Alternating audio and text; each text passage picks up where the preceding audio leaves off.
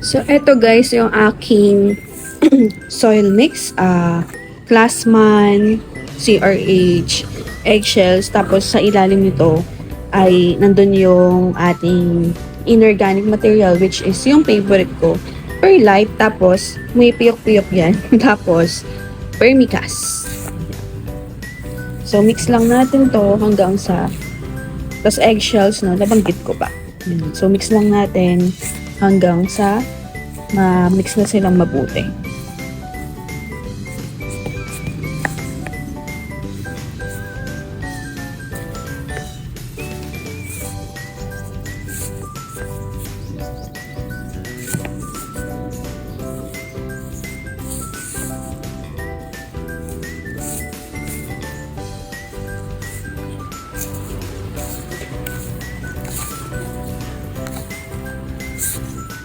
So, ayan. Nahalo na natin mabuti yung ating soil mix. So, for the perfect mixture, tigpo 1 cup. Kung 1 cup perlite, 1 cup plasman, 1 cup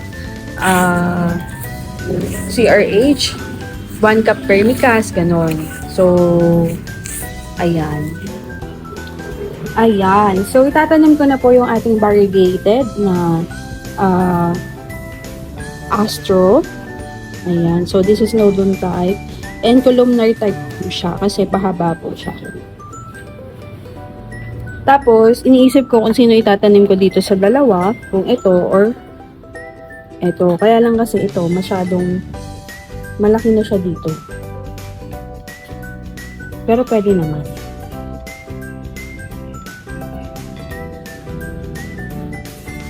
Or this one.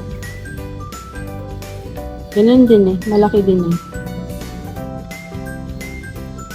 Ito na nga lang. Bahala na si Batman. Ayan. So, lagay ko na yung aking prepare na soil mix.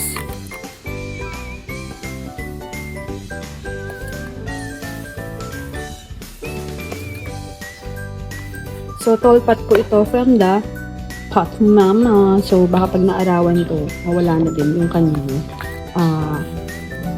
tawag dito, yung kanyang kulay.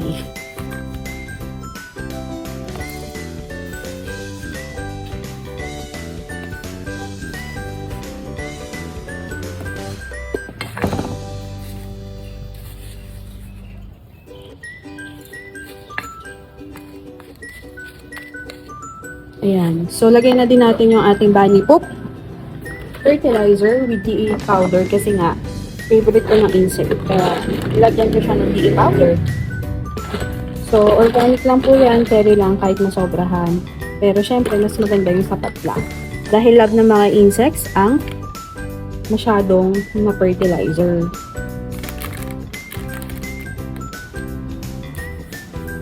So, according sa direction dun sa bunny poop fertilizer, 1 teaspoon lang. Or, hindi ko alam kung 3 inch to 5 inch, parang ganun. 3 to 5, 3 inch to 5 inch.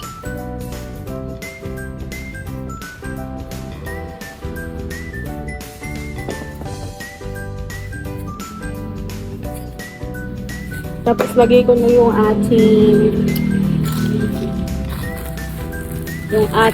namumulang potassium muriate.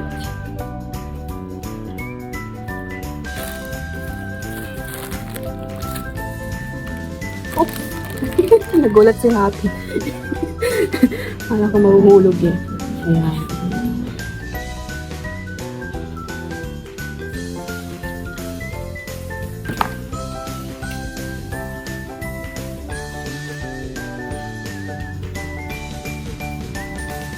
Ayan na. Nawala yung iniikot ko na panton. So, dito, ito, magkakulay sila, diba? Ayan. Ito, dilaw. So, parang perfect talaga sa kanila. Funny. But anyway, gusto ko parang contrast. Para, sige na nga, gulo mo naman ng bleach. Ayan. Sige na nga, bicolor na lang. Bicolor coding. So, ang Astro, again, para sa mga gustong mag-alaga ng Astro, madali lang po siyang alagaan. Tumurit yung droplet ng laring ko, char. Ayan. Buti na lang hindi nakita sa camera. Siyempre, pag nagsasalita talaga tayo, nati-dehydrate din tayo pagkakasalita kasi may lumalabas din sa atin na ubusan tayo ng kalawayan. Ganyan. So, asa na tayo din? So, again, sa Astro, madali lang silang alagaan. Mas madali pa tong alagaan kaysa kay Happy, kaysa sa jowa mo, diba? Diba? Ayan. So, madali lang din kumapit yung ugat niyan. Basta, galingan nyo mag-moist. Ano ba yan? So, this is Masato from the Hype Socks. One of my favorite store. Kasi lagi may siya free. Ayan. So, this is 1 to 3 mm at napakaliit lang po niya, guys. Nasaan na yung ating pang-1. So, again ha, ang favorite ko pong ginagamit, ito pala nakikita. Ang favorite ko pong ginagamit ay Masato para kay Astro.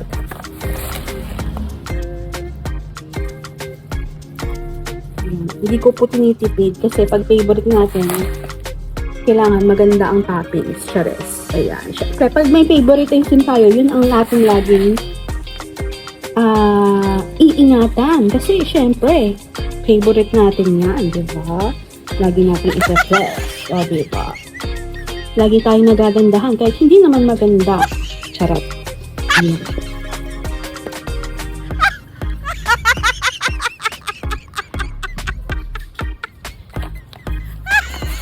Ayan, tsaka si Masato guys, pag nagdilig tayo, mabigat lang siya. O diba, today is August, ano lang date ngayon? August 19? 18? 18 or 19. Ayan. O, ngayon ko pa lang sila tinanim. Okay pa naman sila. Yung iba nagka-roots na. O, tapos na tayo kay variegated. Ayan. Diba? Wapak yung ano niya. And then next,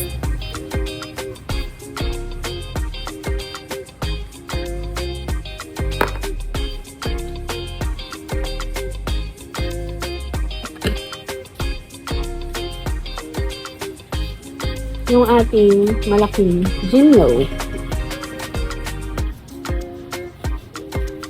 Putulan ko pa to. Putulan ko siya. Tapos lalagay ko dito yung mga ugat, pampataba. Yan. Para hindi masyadong hirap. So, ito yung binabad ko sa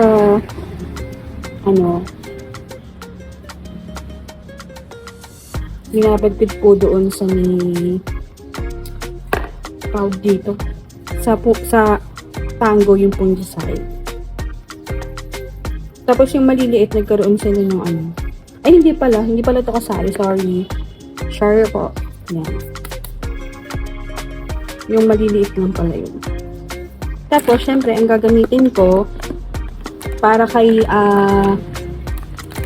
pangit pala nito, nakikita.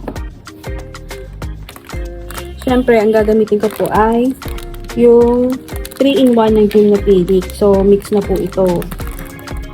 May akadama. Mamaya check ko kung nakamali yung mga pinagsasabi ko. So, 1 to 3 mm, maliit lang siya.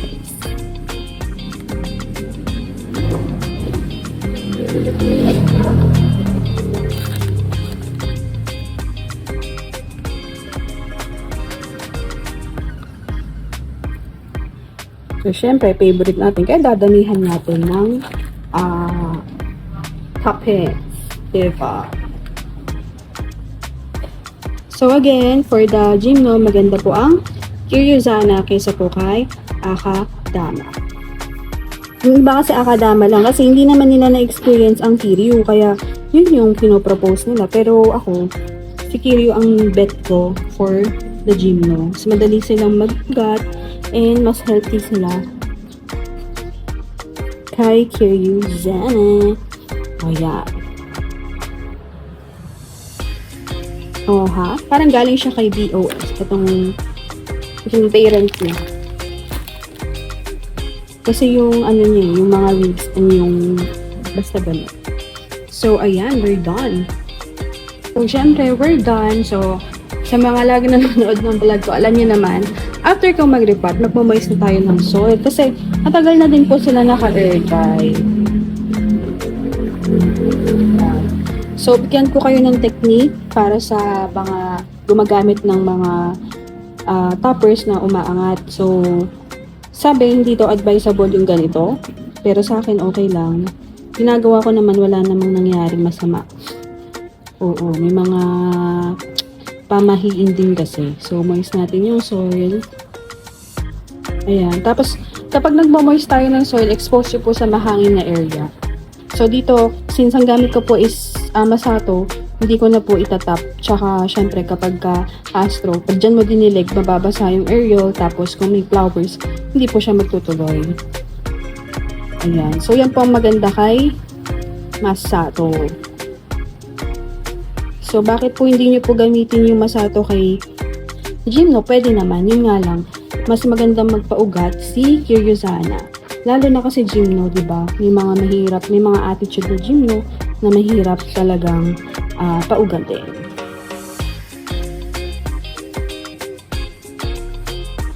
So, ayan. So, may flex na tayo.